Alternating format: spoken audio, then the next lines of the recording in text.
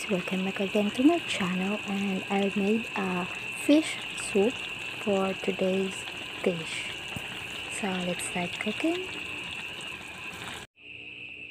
So ito nga pala ang mga ingredients natin guys.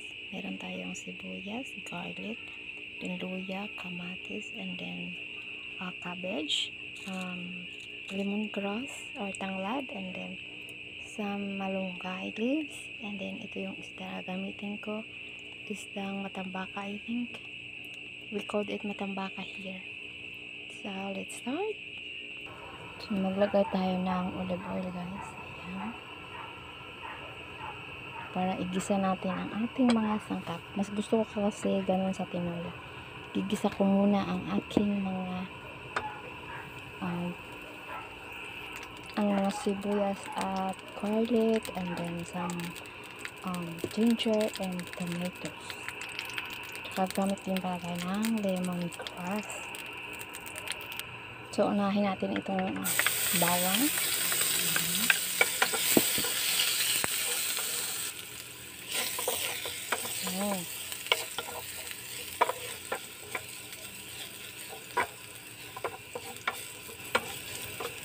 Tapos sunod natin ang ating sibuyas.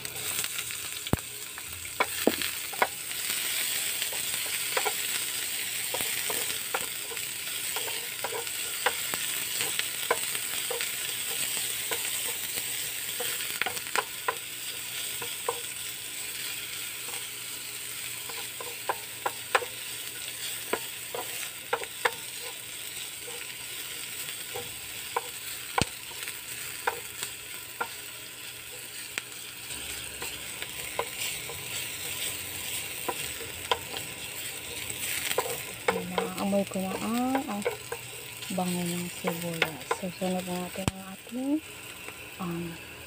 luya.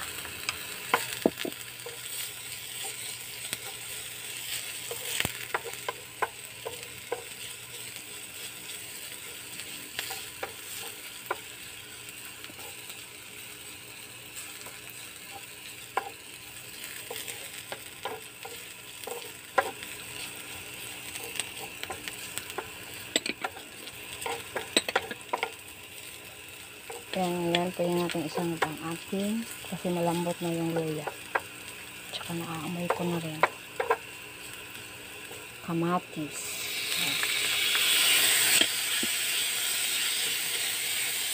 So, pwede natin ilagay ang ating tanglad or lemongrass. Maliit na lemongrass. So, dahon lang ang kinuha ko guys. Kasi meron na naman na luya. Kaya okay lang na dahon na lang muna. Kasi patubo pa lamang yung mga tanglad namin.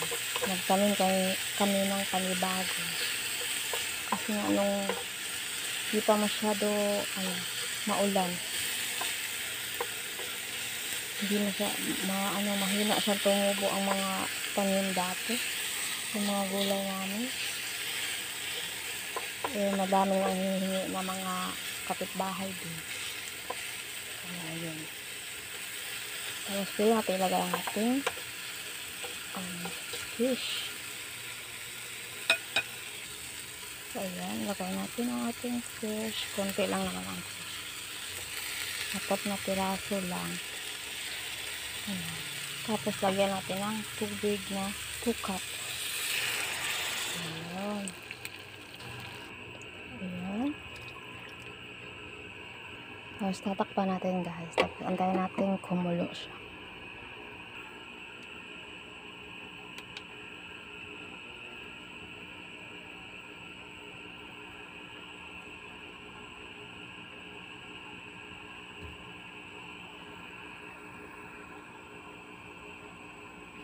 So malapit na siyang kumulo guys.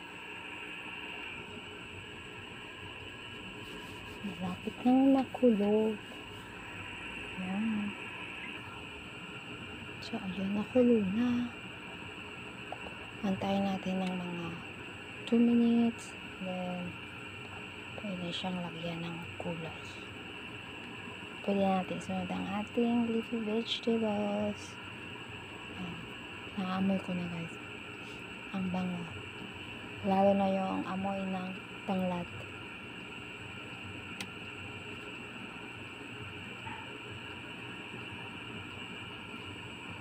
So this time guys is buksan natin.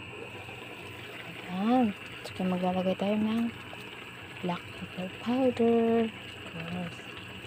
Magpapasarap lalo sa ating sinabawan. Yan, gusto para maging medyo maanghang. Yun. Then of course, ang ating umami. Yan. Lagay ako ng konti. Ajinomoto. Pag sa sinabawan, Ajinomoto. Yan. Then, tatakpan natin siyang muli guys ng mga 2 minutes. Yan.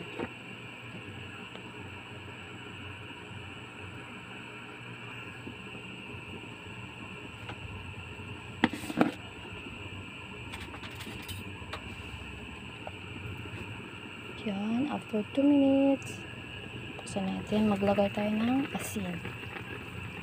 Pwede natin lagyan siya ng asin. Tansya-tansya lang sa panlasa niyo. Ayan. Tapos, pwede natin ilagay ang ating vegetables. Ang ating leafy vegetables. Unahin natin ang malunggay. Of course. The malunggay. Ayan. Tapos, ang cabbage.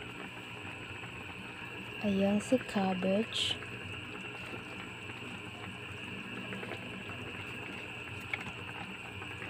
Ayun. Tapos takpan natin siya guys. Ayan. Ng mga 4 minutes. Ganun.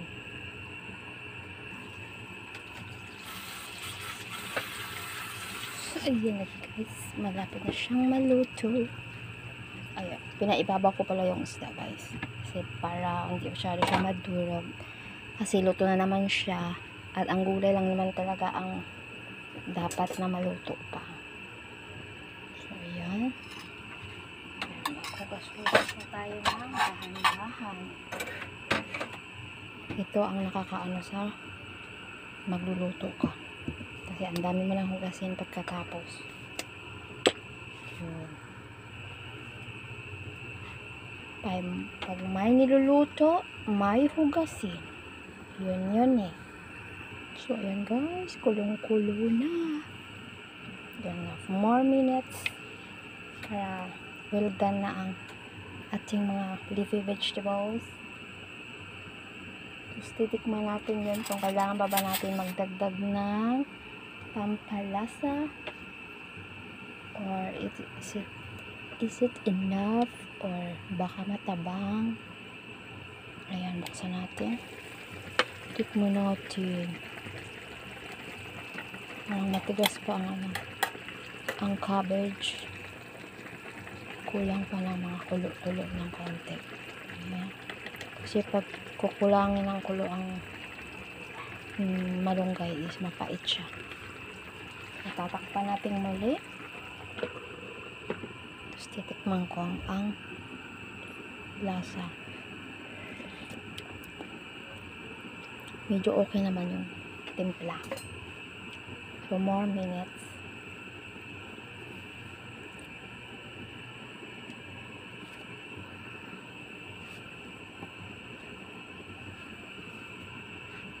So, ayan. Ihahanda ko ang aming mesa para kami na ikakain.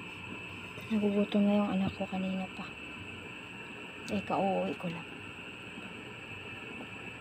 Ayun. So, parang okay na siya. Okay na ata to. Baka naman ma-overcook ang ating mga gulay-gulay. Ayun. Let's try again. Excited lang eh. Ayun. Okay na to guys. Para hindi na siya ma-overcook.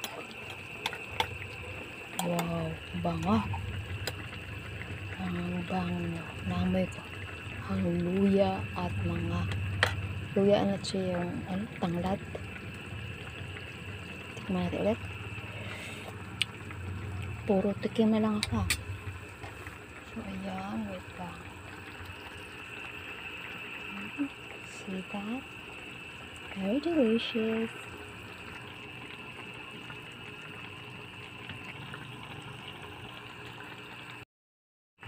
So, ayan guys. Okay na yan. Then, let's prepare our plates. Ayan. So, this is my bowl. Ayan. Lagyan ko dito.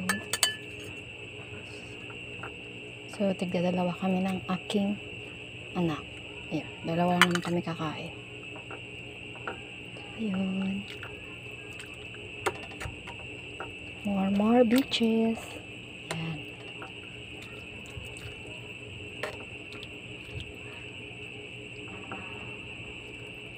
This is for me.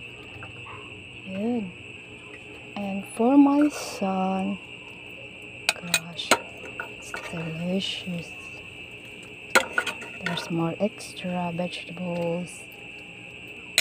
Ayan. More vegetables. See? More sabaw. So that's enough for him. Let's prepare for him food. Ayan. Too big. Let's put some rice. And we have a white rice. Usually we cook brown rice. But now, naubusan kami ng brown rice. It's fine.